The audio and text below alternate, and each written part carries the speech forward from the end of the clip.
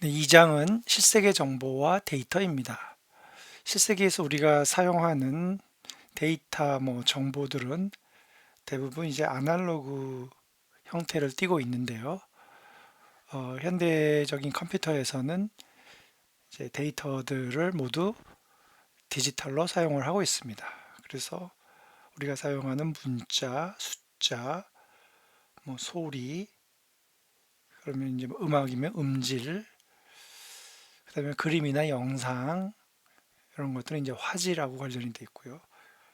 데이터가 커지면 또 이런 데이터들을 압축을 해서 얼마나 작게 만드느냐. 그러면 저장하는 공간이 줄어들고 전송하는 시간이 줄어들게 됩니다. 네, 우리가 보통 정보라고 하는 것과 데이터라고 하는 것이 어떻게 정의되는가 한번 살펴보기로 하겠습니다. 보통 데이터는요, 음, 측정 장치나 또는 설문조사나 어떤 조사를 통해서 수집을 하고요. 관찰 등등. 또 최근에는 이제 자동 센싱 그 디바이스를 가지고 센싱을 해서 데이터를 수집을 합니다. 그렇게 수집된 이제 원시 자료, 데이터 그 자체죠. 이 데이터는 보통 이제 대용량 저장 장치에 저장이 될 수도 있고 또 필요하면 네트워크를 통해서 전송이 될 수도 있습니다. 그러다 보니 네, 이런 데이터들은 최종적으로 이제 컴퓨터나 계산 장치에서 사용할 수 있도록 특정한 표준 체계로 표현이 되어야 합니다. 이렇게 데이터가 수집이 되면은요, 이제 데이터에 대해서 가공이 이루어져야 합니다. 가공을 하는 이유는 정보화하기 위한 거죠. 단순한 데이터는 그냥 쌓아놓은 더미 정도에 불과하다면 정보는 어떤 유용한 쓰임새가 있는 거죠. 그래서 보통 우리가 일기예보를 얘기할 때 온도, 습도, 바람의 세기 등등이 이제 측정이 되고 센싱이 돼서 모아지면 이걸 처리해서 일기예보를 하지요. 그래서 일기예보를 하기 위해서는 이제 통계적인 분석, 데이터 마이닝, 최근에는 AI 기법까지 동원이 돼서 일기예보화하면 그게 이제 정보가 되는 거죠. 마찬가지로 이제 국제 원유 시장에서 거래가 되고 있는 원유 가격이 이제 변동 상황을 보고 또 환율 시장에서 환율이 어떻게 변하는지, 주식 시장에서 주가가 어떻게 변하는지 이 변화되는 데이터들을 모아서 예측이 가능해지죠. 앞으로 오를 거다, 내릴 거다, 또는 경제가 좋아질 거다, 나빠질 거다. 그래서 단순한 이런 데이터들을 모아서 가공해서 정보가 되면 뉴스거리가 됩니다. 이 데이터에 의하면 앞으로 이렇게 된다더라. 과거에 이런 데이터를 보면 이런 식의 일이 있었던 걸로 보인다. 이렇게 결론을 내릴 수가 있는 거죠. 또 지구 상에서 여기저기서 벌어지는 사건, 사고, 자연재해, 전쟁 등을 이제 취재를 하죠. 보통 취재를 해서 보도를 하죠. 언론 미디어들에서 그때 이제 전달되는 지식들이 이제 정보고요. 그 정보를 바탕으로 또 어떤 결론을 내려자. 저기는 여행을 가면 안 되겠다. 이런 거죠. 저기 지진이 난 거 보니 우리도 지진이 날지도 모르겠다. 저기에 무슨 자동차 사고가 났는데 원인이 보니까 이거래더라. 그러면 우리도 그런 자동차 사고가 날 수도 있겠다. 그래서 이런 정보가 돼서 실생활에 이제 도움을 주게 되는 거죠. 네, 실생활에서 우리가 사용하는 데이터는 보통 아날로그 데이터입니다. 그래서 이제 기온이 올라가고 내려가고 온도 변화, 압력, 그다음에 속도, 밝기 등의 이런 데이터들은 시간의 흐름에 따라서 이제 연속적으로 변합니다. 그래서 대부분 이제 전기적인 파장을 이용해서 전압이나 이런 것들로 진폭, 이런 걸로 이렇게 표현을 해서 약간의 이제 파동 형태로 표현이 됩니다. 그래서 결국 실수로 표현을 해야 되는 거죠. 이제 하지만 컴퓨터가 사용하는 이제 디지털 데이터는요, 정수로 표현됩니다. 그러니까 그 역시 마찬가지로 시간의 흐름에 따라서 전압으로 표현할 수는 있는데 연속적이지 않고 특정 시간에는 값이 없다가 특정 시간에는 특정한 값이 나타났다가 딱딱 이산적으로 분리가 되어 있는 거죠.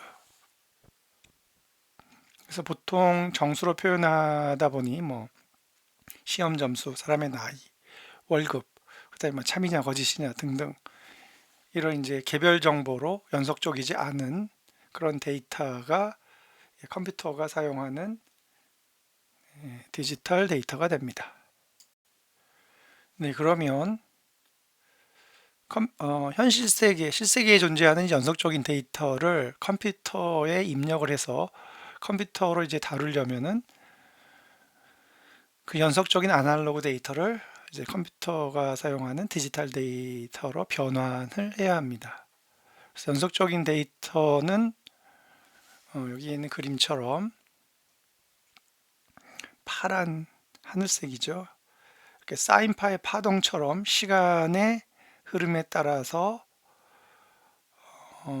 데이터의 값이 증가했다가 감소했다가 연속적으로 변합니다. 그런데 이제 이 데이터를 디지털로 바꾸려면 이제 샘플링이라는 방법을 사용을 합니다. 샘플링이 뭔지는 이제 뒤에서 언급이 될 거고요. 간단하게 보면 연속적인 시간이 아니라 특정한 시간 간격, 드문 시간 간격에서 나타나는 진폭, 여기서 이제 파동이라면 진폭이 되는 거죠. 그 값, 특정한 값의 y좌표 값만 저장을 하게 되는 거죠. 그래서 이런 데이터들은 아날로그 데이터에 비해서 일단은 데이터량도 줄어들고요. 그 다음에 데이터 자체도 오류 없이 저장했다 복원하는 게 쉬워집니다. 그 얘기는 컴퓨터로 이 데이터에 연산을 하고 연산된 결과를 다시 오리지널 그 아날로그 데이터처럼 복원해내는 그런 방식이 가능하다는 얘기죠. 네, 컴퓨터 같은 디지털 시스템에서 사용되는 그 데이터의 가장 작은 단위는 비트입니다. 비트. 바이너리 디지트의 약자로 보면 되는데요. 비트는 말 그대로 0 아니면 1을 표현할 수 있습니다. 한 비트는 컴퓨터는 이제 이진수를 사용하기 때문에 0 아니면 1이죠. 사용할 수 있는 숫자가. 그 다음에 이 비트들을 8개를 모아 놓으면 비트 열이라고 얘기하고 뭐 영어로는 비트 스트림이라고 얘기합니다. 8개를 모아 놓은 비트 스트림을 이제 바이트라고 하는 단위로 정의를 했습니다. 그래서 이제 가장 작은 단위는 비트, 그 다음 큰 단위는 뭐 바이트라고 생각을 하면 됩니다. 물론 뭐 4비트를 모아서 다르게 이름 붙이기도 하지만 뭐 기본적으로는 이제 비트와 8비트, 바이트 단위로 구성되어 있고요. 그런 이제 바이트를 보면 이렇게 8비트가 있는 거죠. 1비트짜리가 8개. 그래서 비트열의 이제 길이에 따라서 그러면 얼마나 많은 데이터 패턴이 표현 가능한가 라고 봤을 때 한 비트는 뭐 0 아니면 1이니까 두 가지를 표현합니다. 두 비트면 00, 01, 10, 11 네 가지를 표현 가능하죠. 표현 가능한 비트 패턴.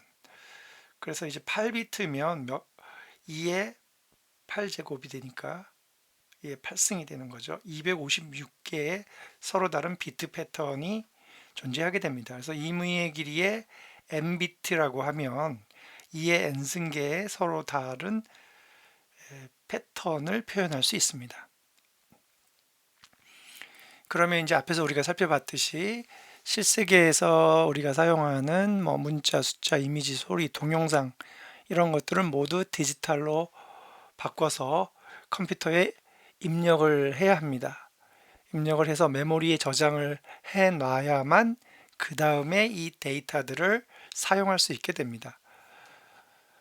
어, 그래서 뭐 이런 문자, 숫자, 이미지, 뭐 소리, 동영상을 디지털로 표현하려면 가장 작은 단위인 이제 비트들로 이루어진 비트 스트림으로 표현되는 거죠. 길이가 얼마나 될지는 이제 크기에 따라서 다 달라지는 거죠.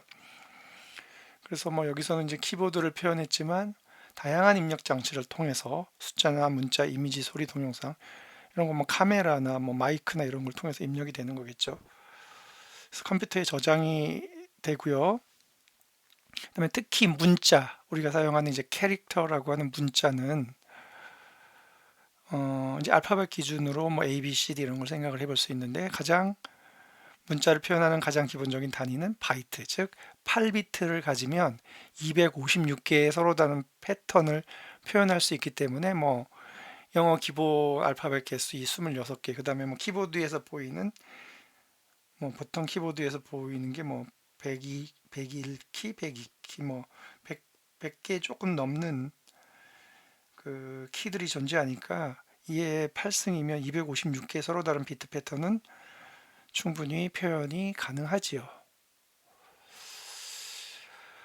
그 다음에 이제 데이터의 용량을 표시하는 단위를 생각해 볼 수 있는데요. 먼저 우리가 동전을 던졌을 때 나올 수 있는 경우는 앞면 아니면 뒷면이니까 동전의 앞면이나 뒷면을 표현하기 위해서는 한 비트면 충분합니다. 뭐 정의만 하면 되죠. 앞을 0이라고 치고 뒷면을 1이라고 치면 되는 거죠. 요일은 이제 월요일부터 일요일까지 7일이 있기 때문에 이걸 다 표현하려면 2비트는 부족하죠. 2비트는 2의 2승 그러면 4개고 2의 3승이면 8개. 8개는 있어야 이제 7비트를 포함을 할 수 있는 거죠. 마찬가지로 이제 월은 12개월이 있기 때문에 12보다 커야 되죠. 크거나 같아야 되죠. 그러려면 2의 4승은 되어야, 즉 16개는 돼야 표현이 가능하고요. 날짜 31일이 가장 큰 날짜니까 그러면 2의 5승 32가 되어야 표현 가능합니다. 그런 식으로 이제 정보 유형에 따라서 그 정보를 표현하기 위해서 필요한 비트 수가 정해지고요. 그러면 이제 뭐 문자나 소리나 영상이나 동영상 등등을 이제 디지털로 바꿔서 저장을 할 때 그 크기를 가늠해 볼 수 있는데요. 보통 우리가 이제 데이터를 뭐 메가바이트, 킬로바이트 이런 식으로 할 때 그 단위들이 있습니다. 크기를 나타내는데 킬로는 뭐 우리가 거리를 나타낼 때 몇 킬로 몇 킬로에서 많이 써본 단위죠. 즉 10의 3승입니다. 그런데 이제 컴퓨터는 이진수를 사용하기 때문에 2의 거듭 제곱으로 표현하죠. 그러면 이제 2의 10승 1024가 됩니다. 10진수로 표현하면 정확히 10의 3승 1000이 되죠. 그러면 이제 킬로 다음에 큰 단위가 이제 메가인데요. 10진수로는 이제 10의 3승에서 지수가 3씩 늘어납니다. 3씩. 근데 2로 표현한 2의 거듭제곱에서는 지수가 10씩 늘어납니다. 그래서 메가는 2의 20승, 기가는 2의 30승, 테라는 2의 40승, 페타는 2의 50승이 됩니다. 근데 현재 뭐 가장 보통 이제 가정용 PC에서 뭐 하드디스크 용량을 체크할 때 하드디스크 용량이 얼마인가요? 라고 물어봤을 때 지금 현재로서 이제 테라바이트 정도로 표현을 하지요. 이 정도면 이제 상당히 큰 거다. 아직 페타 영역이 일반화되지는 않았습니다. 물론 대규모 정밀한 컴퓨터에서는 다 쓰는 단어이지만 이제 PC 기준으로 일반인들이 쉽게 접하는 데이터 용량은 이제 테라 정도죠. 그 다음에 이제 비트, 바이트를 넘어서 워드라는 데이터 단위가 있는데요. 이 워드라는 데이터 단위는 비트는 뭐 한 비트, 바이트는 8비트라고 정해놓은 고정된 길이가 아니고요. 하드웨어에 따라서 길이가 달라지는 단위입니다. 즉 CPU 내에 여기 보면 이제 CPU 내에 그 ALU라고 하는 이제 산술 논리 계산 장치가 있고요. 산술 논리 계산 장치에 데이터가 입력이 되는 부분이 이제 REG 레지스터인데요. 이 레지스터에서 이제 두 개, 이항 연산이면 두 개의 값이 들어와서 이제 덧셈이 이루어진다고 하면 결과가 이제 다시 레지스터에 담깁니다. 그럴 때 이 ALU가 한 번에 두 개의 입력을 받아서 하나의 출력을 낼 때 이때 한 번에 받아들이는 데이터의 길이입니다. 그 길이에 따라서 그 길이가 뭐 32비트면 그 컴퓨터, 그 CPU를 사용하는 컴퓨터는 32비트 워드 컴퓨터다. 64비트이면 64비트 워드 컴퓨터다. 이렇게 얘기를 할 수 있습니다. 따라서 그 CPU의 이 레지스터 용량이 크다는 얘기는 뭐 어떤 컴퓨터는 정수를 16비트로 표현하기도 하고 어떤 컴퓨터는 정수를 32비트로 표현하기도 하고 또 뭐 64비트 컴퓨터에서는 뭐 정수를 64비트로 표현하기도 합니다. 그래서 그 데이터 유형별로 저장하기 위해서 필요한 메모리의 양이 달라집니다. 컴퓨터마다. 그래서 이제 워드라는 말이 뭐 직역하면 단어인데요. 컴퓨터 입장에서는 워드는 자기가 한 번에 처리할 수 있는 데이터 길이, 가장 작은 데이터 길이 한 번에 처리할 수 있는.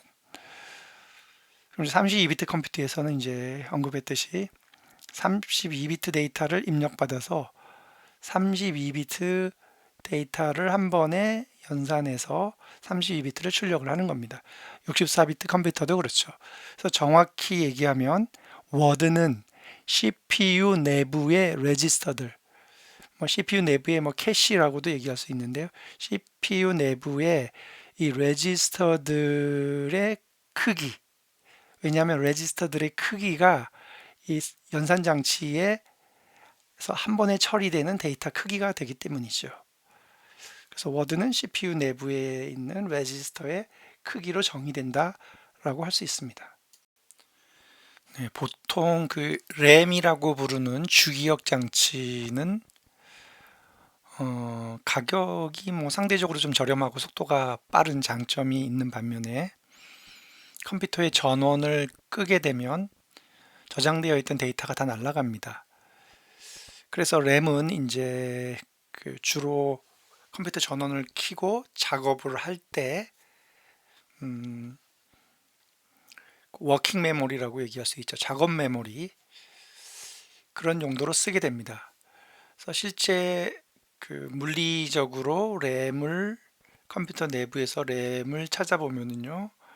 컴퓨터 케이스 내에 이제 램을 꼽는 슬롯에 이런 이제 슬롯에 램이 꽂혀 있습니다. 이게 물리적인 모습이고요. 실제로 이제 논리적인 모습을 보면 바이트라고 하는 즉 8비트 바이트 단위로 주소가 붙어 있고요.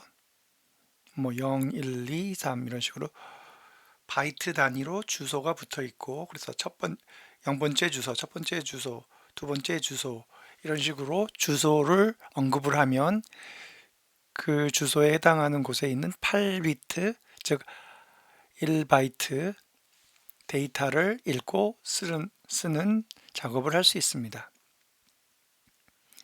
그러면 이제 8비트를 가지고 표현할 수 있는 메모리 주소는 몇 개인가? 즉 이 얘기는 8비트로 표현할 수 있는 서로 다른 비트 패턴의 가지수는 몇 가지인가 이거죠. 그럼 2의 8승이 돼서 0000 08개부터 전부 1111 18개가 될 때까지 비트 패턴이 서로 다르게 표현할 수 있는 게 몇 개인가. 그래서 2의 8승이 됩니다. 그럼 이제 32비트로 표현할 수 있는 최대 메모리의 주소의 개수는 이라고 한다면 2의 32승이 됩니다. 그래서 2의 32승은 2의 30승 곱하기 2의 2승 하면 이제 4GB가 되는 거죠. 그 얘기는 32비트 CPU를 가진 32비트 컴퓨터에서 최대로 사용할 수 있는 메모리는 4GB란 얘기죠. 물리적으로 4GB 이상의 메모리를 꽂더라도 인식을 할 수 없습니다. 더 이상 주소를 붙일 수가 없기 때문에 그 메모리를 읽고 쓸 수가 없게 됩니다. 그래서 여기서 이제 32비트 컴퓨터로 한 번에 읽고 쓴다는 얘기는 32비트 워드가 되는 거고요. 여기서는 이제 바이트 4개, 0, 1, 2, 3, 이 바이트 4개가 32비트가 되니까 이게 1워드가 됩니다. 그래서 메모리하고 CPU 사이에 한꺼번에 32비트를 읽거나 32비트를 쓰게 되는 거죠. 그러면 실제로는 바이트 4개씩 한꺼번에 읽거나 쓰게 됩니다. 물론 64비트 컴퓨터에서는 64비트를 한꺼번에 읽거나 쓰게 됩니다. 네, 그 다음에 이제 보조기억 장치라는 거는요, 그 주기억 장치인 램에 비해서 컴퓨터 전원이 꺼지더라도 데이터가 그대로 저장되어 있는 거죠. 속도는 좀 느리고 가격은 더 쌉니다. 램에 비해서. 그 중에서 이제 하드디스크라고 하는 이제 전통적으로 많이 사용되어 있던 장치죠. 이 안을 보면 이렇게 디스크가 있고 거기에 헤드가 있고 모터에 의해서 이제 돌아가기 때문에 보통 컴퓨터를 키면 이제 이 모터가 돌아가는 소리 때문에 소음이 들리고요.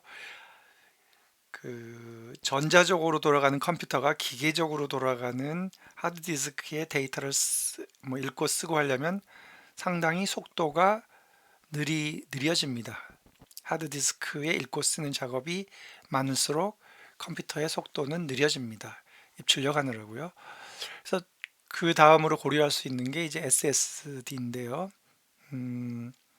보통 우리가 낸드 플래시라고 부르는 메모리인데 전통적으로 이제 스마트폰이나 뭐 이런 모바일 디바이스 배터리로 동작하는 이제 모바일 디바이스에서 대용량 그 저장 장치로 사용을 했었습니다. 최근에는 이제 SSD가 데스크탑 컴퓨터의 기본 그 하드디스크 역할을 하지요. 그래서 C라는 디폴트 하드디스크에 SSD가 꽂히면 주로 이제 운영체제가 여기다 넣고 운영체제 부팅하는 데 쓰는 거죠.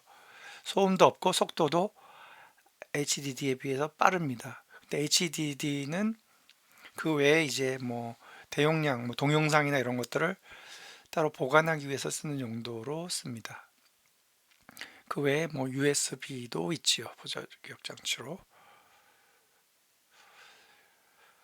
그 다음에 이제 메모리의 용량 단위를 보면은요, 뭐 램도 그렇고 보조기억 장치도 그렇고 뭐 USB도 그렇고 메모리의 용량 단위를 우리가 알아야 저장하려고 하는 데이터의 크기보다 충분히 저장 공간이 있는지를 확인을 할 수가 있는데요. 단순히 이제 킬로바이트, 메가바이트, 기가바이트, 테라바이트라고 한다면 계속 2의 10승씩 커지는 거라 1024배씩 커집니다. 1메가바이트가 얼마나 큰 용량인가 하면 1분 길이의 mp3 노래를 저장할 수 있고요. 1기가바이트는 30분 길이의 풀 HD 영화 한 편, 테라바이트는 풀 HD 영화를 한 200편 정도 저장할 수 있는 저장 그 공간, 메모리 용량을 가지게 됩니다. 다음에 간단한 퀴즈를 살펴보면요. 다음에 나열된 양에 대해서 컴퓨팅 시스템에서 데이터로 저장하기 위해서 필요한 비트 수는 얼마나 되는가? 비교하라는 얘기죠. 축구 경기 한 팀의 멤버 수는 11명이고요. 야구 경기 한 팀의 멤버 수는 9명입니다. 단순 비교하면 축구 선수들이 더 많으니까 11명이 9명보다 많으니까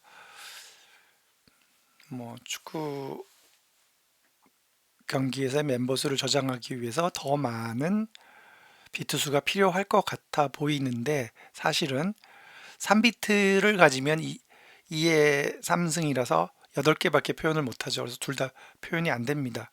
그럼 4비트를 가지면 2의 4승이니까 16이 되니까 축구도 표현 가능하고 야구도 표현 가능합니다. 실제 사용하던 안 하던 필요한 비트 수는 4비트가 필요하게 됩니다. 그 다음 64비트 컴퓨터, 64비트 PC를 사용을 요즘 거의 이제 기본이 됐죠. 근데 과거에 사용하던 32비트 컴퓨터와 요즘 많이 사용하는 64비트 컴퓨터를 구별하는 정확한 기준이 무엇인가? 그래서 앞에서 언급했듯이 CPU 내부에 있는 레지스터의 비트 수, 여기에 있는 CPU가 있고 내부에 산술 연산 장치가 있는데 여기 레지스터에 이제 데이터가 들어오고 데이터가 들어와서 2항 연산이 이루어집니다. 그때 한꺼번에 들어와서 계산해서 결과를 출력할 때 다루는 비트 수. 이게 32비트면 32비트 컴퓨터가 되고요. 이게 64비트면 64비트 컴퓨터가 되는 거죠. 그런데 이제 또 하나의 기준이 있습니다. CPU 외부를 보면 이 데이터는 궁극적으로 어디서 오는 거냐 하면 메모리에서 읽어옵니다. 또는 연산을 한 결과는 다시 메모리로 저장을 해야 됩니다.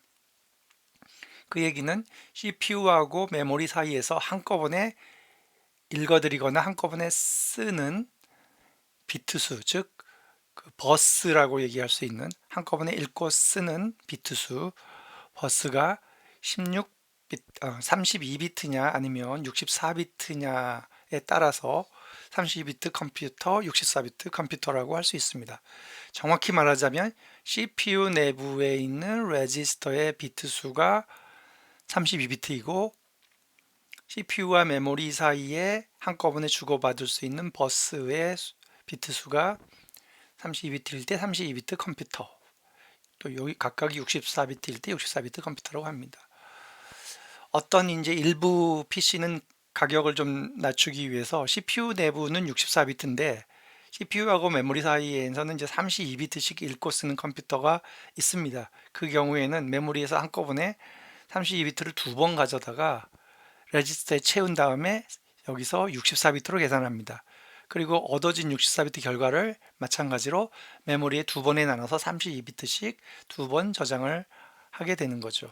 그런 경우는 사실은 뭐 CPU만 보면 64비트라고 얘기할 수 있는데 동작하는 속도는 느려집니다. 왜냐면 두 번씩 해야 되니까. 그래서 완벽한 64비트라고 얘기하기는 조금 어렵습니다. 다음에 이진수에 대응하는 10진수 값은 무엇인가? 이거는 지금 8비트로 표현되어 있는 이진수죠. 0과 1로 이루어진.